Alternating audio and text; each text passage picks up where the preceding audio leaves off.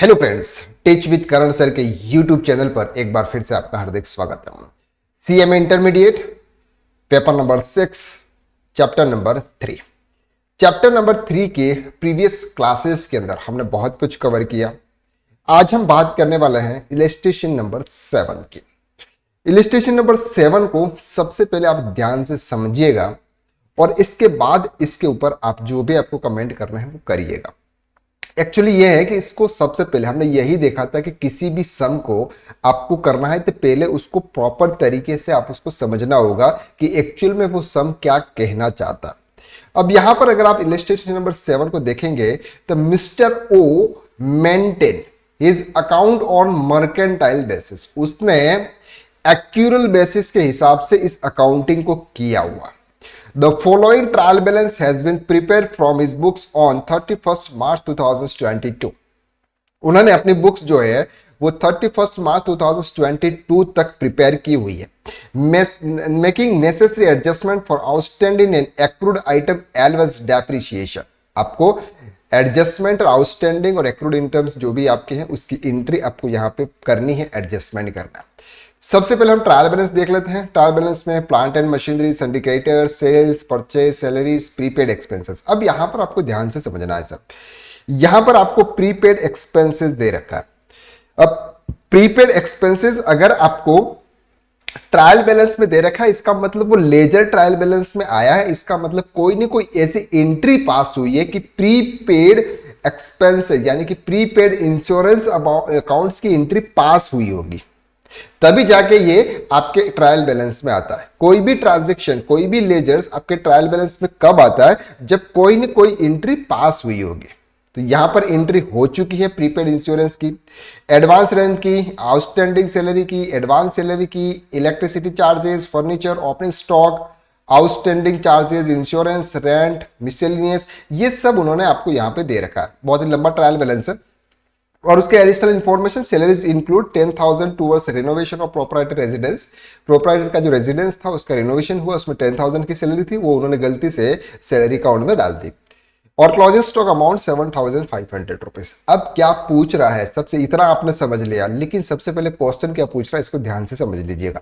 यहां पर दो तरीके से, अब यहां पर उन्होंने जो दे रखा है उसके हिसाब से अगर आपको करना है तो कुछ करने की जरूरत नहीं थी। जो फिगर है वो फिगर आपको बैलेंस शीट के अंदर ट्रांसफर करना है, क्योंकि सब कुछ कह रहा है, क्योंकि एडजस्टमेंट तो है ही नहीं ना, बस ये दो एडजस्टमेंट आपको करना है।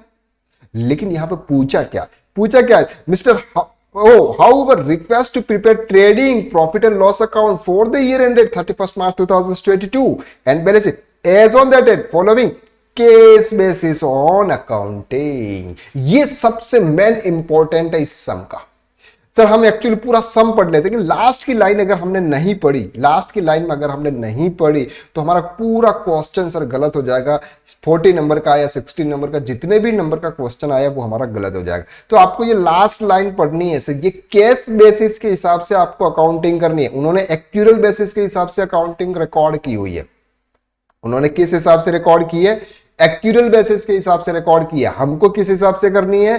केस बेसिस, यानी कि केस दिया है तो ही ट्रांजैक्शन रिकॉर्ड करना है, अदरवाइज आपको ट्रांजैक्शन रिकॉर्ड नहीं करना है। तो ये इंपॉर्टेंट था। चलिए अब हम इसको अपने इस ट्रायल बैलेंस और ट्रेडिंग प्रॉफिट एंड लॉस और बैलेंस शीट्स के अंदर इसको ट्रांसफर करता हूं। चलिए, बहुत इंपॉर्टेंट सम है, से ध्यान से समझ लीजिए, अच्छी तरह से आपको समझ में आ जाएगा। मैं बहुत ईजी तरीके से आपको समझाने की कोशिश करूंगा। प्लांट एंड मशीनरी 2,22,500, ये आपके प्लांट एंड मशीनरी है, ये हमारे बैलेंस शीट्स में जाएगा, इसलिए हम उसको यहां पे लिखते हैं सर प्लांट एंड मशीनरी। अब एक और चीज ध्यान सर, आपके ट्रायल बैलेंस में आपको इनका डेप्रिसिएशन भी दे रखा है। ट्रायल बैलेंस में डेप्रिसिएशन भी दे रखा है। ट्रायल बैलेंस में डेप्रिसिएशन तब आता है जब उसकी एंट्री हो गई होगी। उन्होंने depreciation account debit to plant and machinery account की होगी, तभी जाके प्लांट डेप्रिसिएशन आपके ट्रायल बैलेंस में आए। इसका मतलब ये जो बैलेंसेस आपको दिखते हैं ट्रायल बैलेंस में, डेप्रिसिएशन भी दे रखा है और ट्रायल बैलेंस में अगर एसेट भी दे रखी तो ये नेट एसेट है। कौन सी एसेट्स है? नेट एसेट्स है। तो यहां पर प्लांट एंड मशीनरी कितना अमाउंट है सर? ये प्लांट एंड मशीनरी 2,12,500। क्लियर हो रहा है आपको? 2,12,500 ये आपका नेट फिगर है। ओके, चलिए इसके बाद क्या है सर? आपके सन्ड्री क्रेडिटर्स है 2,64,000। तो यहां पर आएंगे सर आपके sundry creditors. Step by step cover करेंगे सर, आपको इजी तरीके से समझ में आएगा, कोई भी डाउट नहीं होगा। 2,64,000, गॉट इट, ठीक है सर। सेल्स से आपके 6,50,000, सेल्स हमारा यहां पे जाएगा ट्रेडिंग अकाउंट्स की क्रेडिट साइड में। सेल्स 6,50,000,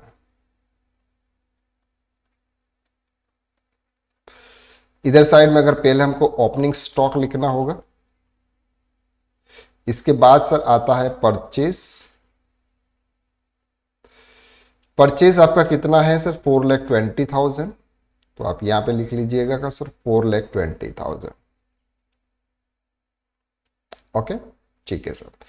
सैलरीज 40,000, थोड़ा सा नीचे लिखते हैं क्योंकि हमारा वो ट्रायल बैलेंस, ये हमारा सैलरीज। अब ध्यान से समझिएगा, सैलरीज कितनी है सर आपकी 40,000 रुपीज। अब इसमें कुछ एडजस्टमेंट है, वो एडजस्टमेंट हमको करना है। सबसे पहला एडजस्टमेंट यहां पे आपको दे रहा है सर आउटस्टैंडिंग सैलरी 6,000 रुपीज। अब ध्यान से समझना सर, आउटस्टैंडिंग सैलरी कब आई होगी। सबसे पहले तो हम वो देखते हैं कि आउटस्टैंडिंग सैलरी आपके ट्रायल बैलेंस में कब आई। हमने ऐसी एंट्री पास की होगी, क्या एंट्री पास की होगी sir, salary account debit 6,000 to outstanding salary, तब जाके ये एंट्री आपकी यहां पे आई है। Salary account debit 6,000 to outstanding salary, तब जाके ये आपके ट्रायल बैलेंस में आया। ये हमने एक्यूरल बेसिस के हिसाब से रिकॉर्ड किया। अब हमको सर केस बेसिस के हिसाब से रिकॉर्ड करना है, तो ये एंट्री हमको हटानी होगी। ये एंट्री क्या करनी होगी सर, हमको हटानी होगी। तो ऑपोजिट एंट्री करनी होगी, ये जो आउटस्टैंडिंग सैलरी है उसको डेबिट करना पड़ेगा और सैलरी को क्रेडिट करना पड़ेगा। तो आउटस्टैंडिंग सैलरी को अगर हम डेबिट क्रेडिट करेंगे तो इक्वल हो जाएगा, यानी कि आउटस्टैंडिंग सैलरी आपके जो ट्रायल बैलेंस में दिख रहा है उसको हम बैलेंस शीट में नहीं लिखेंगे, लेकिन सैलरी के अंदर 6,000 रुपीज हमको माइनस करने पड़ेंगे। क्लियर हो रहा है आपको, क्योंकि हमने डेबिट किया था। तो यहां पर आप सैलरी के अंदर आउटस्टैंडिंग सैलरी को क्या करेंगे सर, माइनस करेंगे। आउटस्टैंडिंग सैलरी 6,000 रुपीज माइनस करेंगे। Got it point. चलो सर, तो ये हमारा आउटस्टैंडिंग सैलरी वाला ऑप्शन क्लियर हो गया। सैलरी में अकाउंट, अब यहां पर आ रहा है सर एडवांस सैलरी। क्या आ रहा है, एडवांस सैलरी। एडवांस सैलरी की एंट्री क्या हुई होगी, एडवांस सैलरी की एंट्री क्या हुई होगी, पहले तो ये देखो, एडवांस सैलरी की एंट्री होगी sir advance salary account debit. ये एंट्री अगर आपको नहीं आती है तो आप एक दो पहले लेक्चर्स, हमारे फर्स्ट वाले लेक्चर्स आप देख लें, ताकि आपका कंफ्यूजन दूर हो जाएगा सर। एडवांस सैलरी कितनी है सर, 2,500 रुपीज टू सैलरी। आपने सैलरी पे की होगी, उसमें से ये फिगर आपने माइनस कर दिया। तो एडवांस सैलरी को हम क्रेडिट करेंगे तो ये तो हो जाएगा 0। अब सैलरी पहले क्रेडिट थी, इसको वापस ऐड कर देंगे, तो सैलरी में आपकी एडवांस सैलरी ऐड हो जाएगी। ठीक है, समझ में आ रही है आपको बात कि नहीं आ रही है, आ रही है सर। गॉट इट पॉइंट, ये पॉइंट्स आपका हो गया। चलिए आगे, एडवांस सैलरी भी सर आपका हो गया। प्लांट एंड मशीनरी हमने लिख दिया, क्रेडिटर्स लिख दिया, सेल्स लिख लिया, परचेज लिख दिया, सैलरी हो गया। अब लिखते हैं sir prepaid insurance. Prepaid insurance, अब यहां पे आपका इंश्योरेंस का अमाउंट भी आएगा, वो हम देखेंगे। प्रीपेड इंश्योरेंस अभी इसको हम छोड़ देते हैं। इसके बाद एडवांस रेंट को भी छोड़ देते हैं। ये इलेक्ट्रिसिटी चार्जेस, अब क्या आएगा सर, इलेक्ट्रिसिटी चार्जेस। तो ये हमारे इलेक्ट्रिसिटी चार्जेस कहां पे आएंगे, यहां पे आएंगे। इलेक्ट्रिसिटी चार्जेस कितने हैं सर, इलेक्ट्रिसिटी चार्जेस 2650, 2650, ओके। ये हमारे इलेक्ट्रिसिटी चार्जेस हो गए। आउटस्टैंडिंग इलेक्ट्रिसिटी चार्जेस 450, ये भी आपने एंट्री क्या पास की होगी, वही है electricity charges account debit to outstanding electricity charges. ये एंट्री पास की होगी, तो हम माइनस कर लेते हैं सर, जो भी आपके आउटस्टैंडिंग थे उसको माइनस कर लेते हैं, -450। Got it. तो ये हमारा काम हो गया उसका। अब इंश्योरेंस एक्सपेंसेस आपका आ गया, तो इंश्योरेंस एक्सपेंसेस आप यहां पे लिखेंगे सर। कितना अमाउंट है इंश्योरेंस का? 1200 रुपया, 1200 इंश्योरेंस। अब यहां पर आपका प्रीपेड इंश्योरेंस भी आ रहा है। प्रीपेड इंश्योरेंस आपने कब किया होगा? Prepaid insurance account debit to insurance, तो इंश्योरेंस को आपने क्या किया सर? क्रेडिट किया, इसको वापस ऐड कर देंगे। तो यहां पर इंश्योरेंस आपका प्रीपेड ऐड होगा। ये जो एंट्री हमने यहां पे पास की थी एज इट इज होगी। कितना अमाउंट है सर ये प्रीपेड इंश्योरेंस का? 370। तो 370 हम ऐड करेंगे, ठीक है। चलो, तो ये हमारा प्रीपेड भी हो गया और हमारा इंश्योरेंस भी हो गया, ठीक है। अब चलते हैं सर रेंट पे। तो हमारा सर ये रेंट है। रेंट कितना है? 10,000 रुपीज।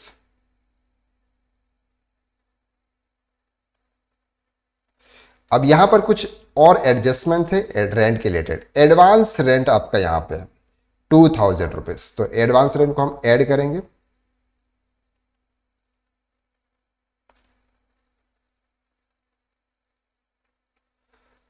Got it. चलो, तो एडवांस रेंट का भी हो गया, एडवांस सैलरी हो गया, इलेक्ट्रिक चार्जेस हो गया, फर्नीचर फिक्चर्स। फर्नीचर फिक्चर्स हमको लिखना है, तो ये भी हमारे यहां पे लिखेंगे। तो ये भी हमारी नेट बैलेंस है सर।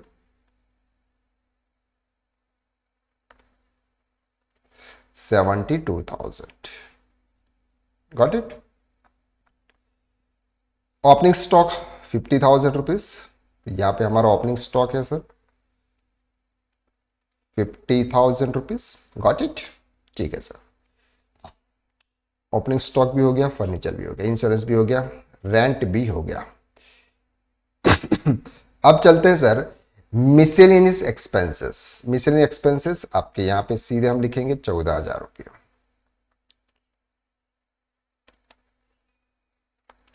शायद इसमें कोई भी एडजस्टमेंट नहीं है, इसलिए इसको इनर कॉलम आउटर कॉलम में लिख लेता हूं। कैश इन हैंड आपको दे रखा है 3,000 रुपीज, ये आपके बैलेंस शीट्स में जाएगा, तो cash in hand. Cash in hand का मतलब होता है कैश बैलेंसेस, और बैंक कैश इन बैंक का मतलब होता है बैंक बैलेंसेस, ठीक है। इन्वेस्टमेंट आपने किया है सर 80,000 का, तो इन्वेस्टमेंट भी आप यहां पे लिख लीजिएगा।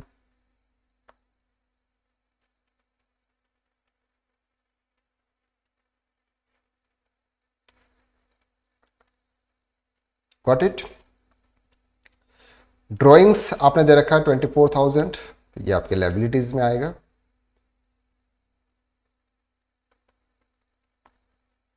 कितना अमाउंट है? 24,000। चलो, ये आप कर लीजिए। डिविडेंड फ्रॉम इन्वेस्टमेंट आपका क्या है सर? 8,000 रुपीज डिविडेंड आया, तो ये इनकम है हमारी, तो यहां पे हम लिखेंगे डिविडेंड। यहां पे कुछ एडजस्टमेंट है, कौन कौन से एडजस्टमेंट है इसका भी देख लेते हैं। डिविडेंड क्या है सर? 8,000 रुपीज। अब क्या हुआ है सर इसमें एडजस्टमेंट क्या है? ये एक्रूड डिविडेंड फ्रॉम इन्वेस्टमेंट 1,500। ये हमने क्या एंट्री पास की होगी? सबसे पहले तो इस एंट्री को देखो, फिर आपको समझ में आएगा। उन्होंने एक्रूड डिविडेंड को पास किया, तो एंट्री ऐसे की होगी, accrued dividend account debit 1,500 to dividend. Clear हो रहा है आपको यहां पे? अब ये जो 8,000 रुपीज का आपको जो फिगर दिख रहा है, 8,000 रुपीज का जो फिगर दिख रहा है, उसमें ये वाला डिविडेंड इंक्लूड है। तो आपको अगर हम केस बेसिस पे रिकॉर्ड कर रहे हैं, तो इस एंट्री को रिकॉर्ड करने की जरूरत नहीं है। इसके लिए ये 1,500 रुपीज हम उसमें से माइनस कर देंगे। बात समझ में आ रही है? Yes sir. तो accrued interest, accrued dividend 1,500, 6,500 rupees हमारा नेट आ गया, ठीक है सर। चलो,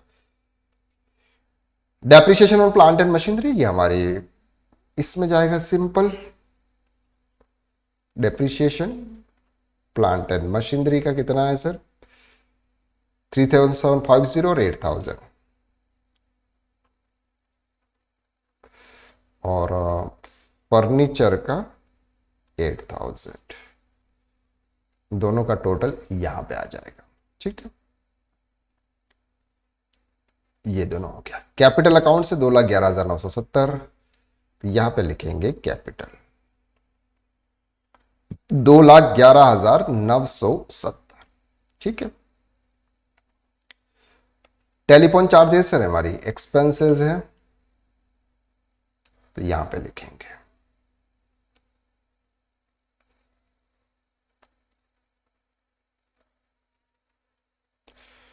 6,000।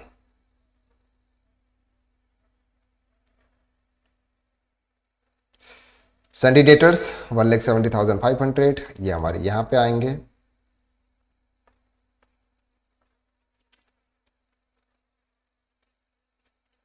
Got it.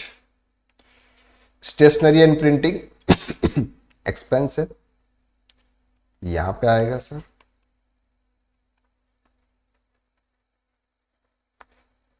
कितना एक्सपेंस है सर? 1,200 रुपये, तो आप इसको भी राइट क्लिक कर दीजिएगा।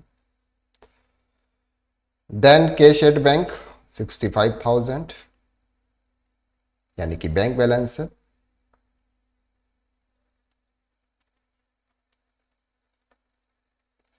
$65,000। Got it. चलिए, इंटरेस्ट ऑन लोन 8,000 रुपीज, ये भी हमारा एक्सपेंस है, इंटरेस्ट ऑन लोन।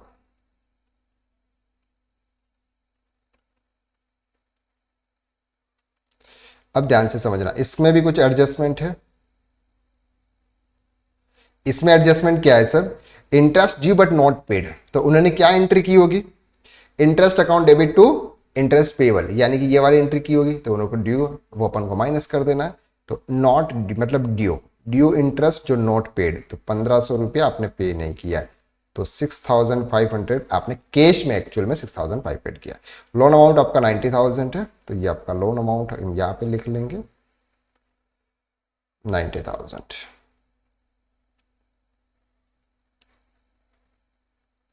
ठीक है, क्लियर हो गया। अब यहां पे दो एडजस्टमेंट दे रखे, छोटे छोटे एडजस्टमेंट है, उसको हम कवर कर लेते हैं। Salaries 10,000 towards renovation for property residential, आपने जो सैलरी पी की है उसमें 10,000 की सैलरी ऐसी है जो आपका जो रेजिडेंस का काम था, घर का जो काम था, उसके रेनोवेशन में आपने पे की थी, तो वहां पर आपने गलती से 10,000 कहां पे डाल दी? बिजनेस में डाल दी। इसलिए आपको इसको कहां डालना है? बिजनेस से हटा के आपको यहां पे डालना है। तो यहां पे हम लिखेंगे सर रेनोवेशन की सैलरी -10,000, और ये 10,000 की सैलरी हम यहां पे ऐड करेंगे। कहां पे? कैपिटल में। क्लियर हो गया? चलो, इसके बाद क्या है सर? क्लोजिंग स्टॉक 75,000, तो क्लोजिंग स्टॉक आपका यहां पे आ जाएगा।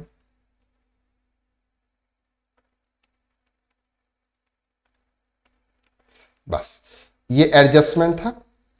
अब आप इनका टोटल कीजिए, जो भी ग्रॉस प्रॉफिट आएगा, इस ग्रॉस प्रॉफिट को हम नीचे ले लेते हैं अभी, हालांकि आपका ऊपर आता है। यहां पे आपका टोटल कीजिएगा, यहाँ का टोटल कितना आ गया सर? 7,25,000। 7,25,000 में से 4,70,000 हम माइनस करेंगे, जल्दी से जल्दी कर लेते हैं ताकि ये भी हमारा काम फटाफट हो जाएगा, हमारी बैलेंस शीट मैच हो जाएगा। तो इसका मतलब ये हो जाएगा सर 4,20,000 माइनस 7,25,000, 2,55,000 ग्रॉस प्रॉफिट आया। क्या आया sir? Gross profit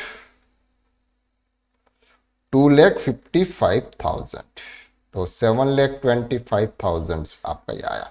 gross profit आपका 2,55,000 को हम यहाँ पे ऐड कर लेते हैं। टोटल हम करेंगे इधर 2,55,000 प्लस कितना अमाउंट है? 6,500, 2,61,500 टोटल आएगा आपका। ओके, इधर के क्लोज बैलेंसेस निकाल लेते हैं सर। सबसे पहले सैलरी 40,000 माइनस 6,000 प्लस 2500 माइनस 10,000, तो ये आ गया आपके 26,500। इधर क्या है सर, इलेक्ट्रिसिटी चार्जेस 2650 माइनस 450, तो ये आ गया सर आपके 2250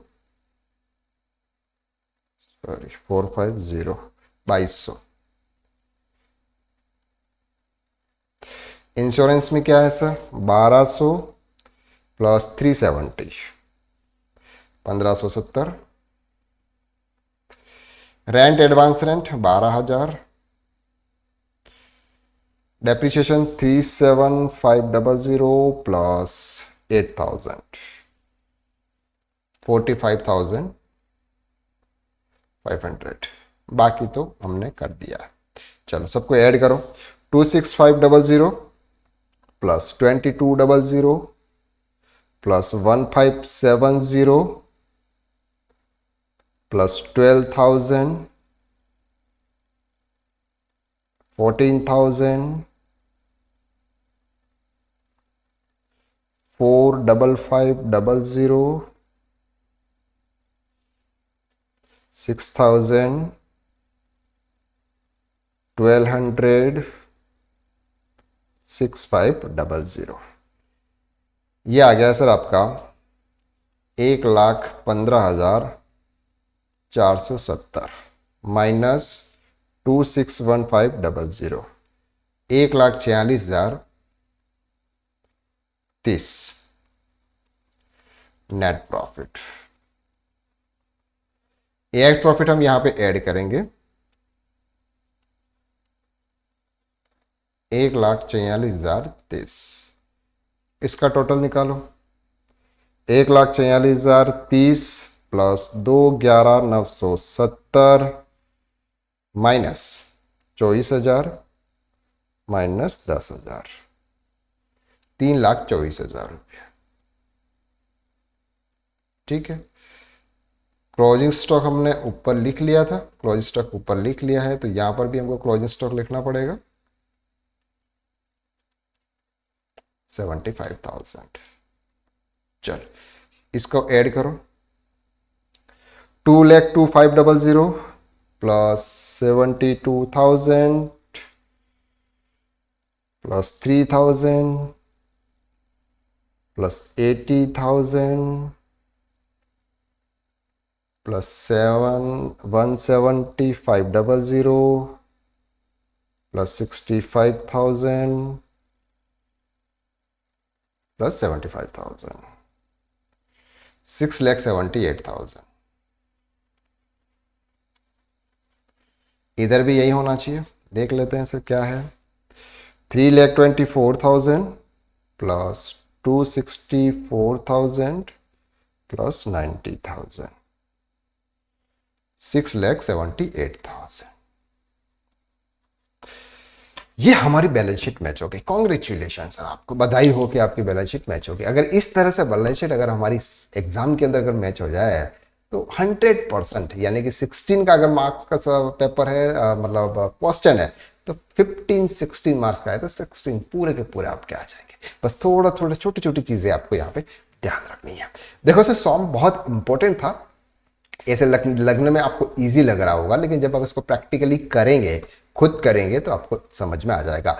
और मैं तो सर आपसे एक ही चीज यहाँ पे कहना चाहता हूँ कि प्रैक्टिस मैक्स परफेक्ट। अब ज्यादा से ज्यादा प्रैक्टिस कीजिए, एक ही सम को 2-2 3-3 बार करने की कोशिश कीजिए। मुझे मालूम है कि सर आपका जो सिलेबस है वो थोड़ा सा लेंदी है, बड़ा सिलेबस है आपके पास में। अगर आप दोनों ग्रुप दे रहे हो तो आपके पास में 8 सब्जेक्ट है, एक ग्रुप अगर आप दे रहे हो तो आपके पास में 4 सब्जेक्ट है, और आप उन सबकी प्रिपरेशन एक साथ कर रहे हो। थोड़ा सा डिफिकल्ट हो सकता है, लेकिन आपको प्रैक्टिस तो करनी पड़ेगी सर, मेहनत आपको ज़्यादा करनी पड़ेगी। टाइम बहुत कम है, 12-12, 15-15, 16-16 घंटे आपको मेहनत करनी पड़ेगी। हम लोग भी तो इतनी मेहनत करते ही हैं। रात को ये मैं 12-12:30 बजे, अगर आपको यहाँ पे टाइम दिख रहा है तो 12:30 बजे मैं इस क्लास को रिकॉर्ड कर रहा हूँ, यानी कि दिन को थोड़ा सा टाइम नहीं मिल पाता है कभी कभी, तो ये क्लासेस मुझे रात को रिकॉर्ड करनी है, और सुबह वही 5:30 बजे फिर से उठना ही होता है। तो इस तरह से अगर आप हार्ड वर्क करेंगे, हमको तो कुछ मिल नहीं रहा, हमको तो आपको फ्री ऑफ कॉस्ट में दे रहे हैं, फिर भी हम इतना हार्ड वर्क कर रहे हैं, तो आपको भी करना है। अगर आपने हमारे इस चैनल को सब्सक्राइब नहीं किया है तो जल्दी से जल्दी आप सब्सक्राइब कर लीजिएगा और इस व्हाट्सएप ग्रुप को ज्वाइन करना ना भूलिएगा। डिस्क्रिप्शन के अंदर लिंक दे रखिए, उसके ऊपर क्लिक करके व्हाट्सएप ग्रुप को आप ज्वाइन कीजिएगा। चलिए आज के लिए बस इतना। नेक्स्ट वीडियो में यानी कि नेक्स्ट क्लासेस में नेक्स्ट सम के साथ फिर से मिलते हैं। तब तक के लिए थैंक यू सो मच।